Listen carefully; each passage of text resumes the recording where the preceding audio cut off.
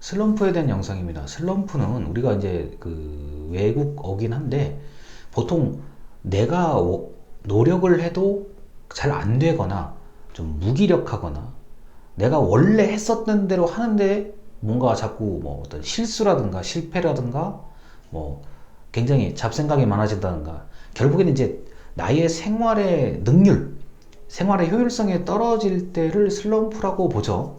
이제 슬럼프가 이제 흔히 말해서 뭐 육체적으로 다치거나 아파서 이제 생기는 경우도 있고 정신적인 경우도 있고 뭐 스트레스를 많이 받을 때 또는 뭐 내가 어떤 스트레스를 해소하지 못할 때 이제 슬럼프라는 그런 현상이 나타나기도 하고요. 이게 원인이 원체 다양해요. 뭐 슬럼프의 원인을 얘기를 할 수는 없는 거고 이제 극복하는 방법도 사실은 사람마다 제각각입니다. 어떤 사람은 그냥 아무것도 안 하고 쉬었을 때 쉬는 기간을 가졌을 때 슬럼프를 극복하기도 하지만 어떤 분들은 그렇게 쉬는 시간 자체가 오히려 자신을 더 가라앉게 만드는 그런 이제 더 자, 역효과를 가져오는 경우들도 있고요. 그리고 내가 어떤 뭐 슬픔이라든가 뭐 아픔이라든가 이런 것들이 있기 위해서 일부러 바쁘게 이제 살아보려고 하는데 또 거기에서 오는 그 반사작용이라고 하죠. 저도 가끔 이게 어려운 말 쓰다 보면 좀 이제 당황하는데 반사작용이 있을 수가 있어요. 자, 그러다 보니까 이 슬럼프를 극복하는 방법이 뭐냐라고 하면 아마 유튜브에다가 슬럼프 치면 아마 극복 방법 한 1000개 이상 나올 거예요, 영상들이요.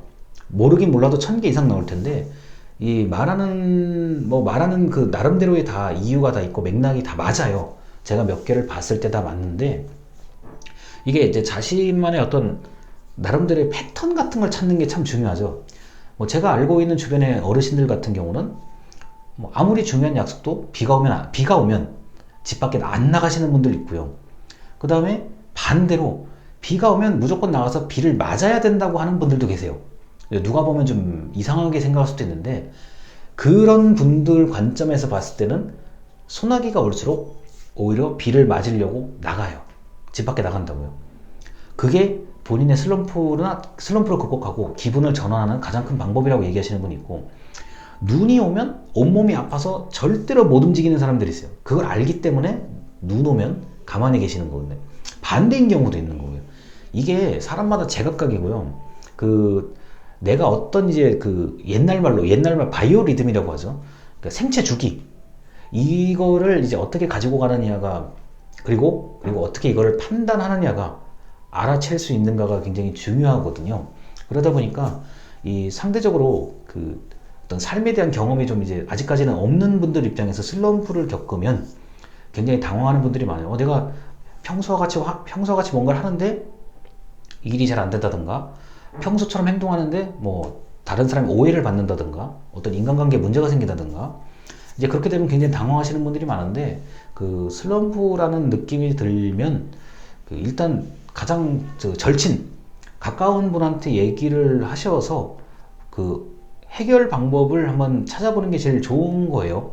왜냐면 나를 제3자에게 내가 슬럼프라는 얘기를 했을 때 이 제3자가 또 어쩌면 분석하고 평가하려는 자세를 가질 경우가 있어요.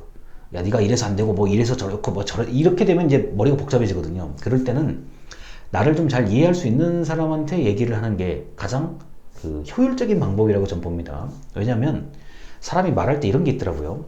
제가 지금까지 이만큼 이제 살면서 겪은 건데 같은 내용도 같은 말, 같은 글도 이게 내가 그 사람 입장에서 이해를 하려고 이제 읽고 듣는 거하고 내가 중립적인 입장에서 최대한 그냥 모르는 상태에서 읽고 듣는 거하고 또는 적대적인 감정 내가 적대적인 생각을 가지고 말을 듣거나 글을 읽는 거하고는 정말 이거는 하늘하고 땅 차이예요. 엄청난 차이가 납니다. 뭐 가끔 실험 같은 거 뭐 보시는 분도 계시겠지만 똑같은 내용도 누가 말하는지에 따라서 크게 달라요. 듣는 사람도 달라지거든요. 그런 것과 마찬가지로 슬럼프라는 느낌이 들면 그게 틀리고 맞고의 문제가 아니라 주변 분한테 나를 좀 이해할 수 있는 분한테 얘기를 하시는 게 저는 그게 맞다고 봅니다. 괜히 중립적인, 객관적인 그리고 적대적인 사람한테 얘기를 하면 이게 오히려 일이 더 꼬여요. 제가 볼 때는요. 자, 그래서 방법을 얘기하려는 게 아니라 일단 주변 사람에게 나를 좀 이해할 수 있는 사람한테 말씀해 주시는 게 그게 오히려 좋다라는 거를 한번 이야기를 해 드렸습니다. 슬럼프에 관련된 영상 여기까지입니다. 감사합니다.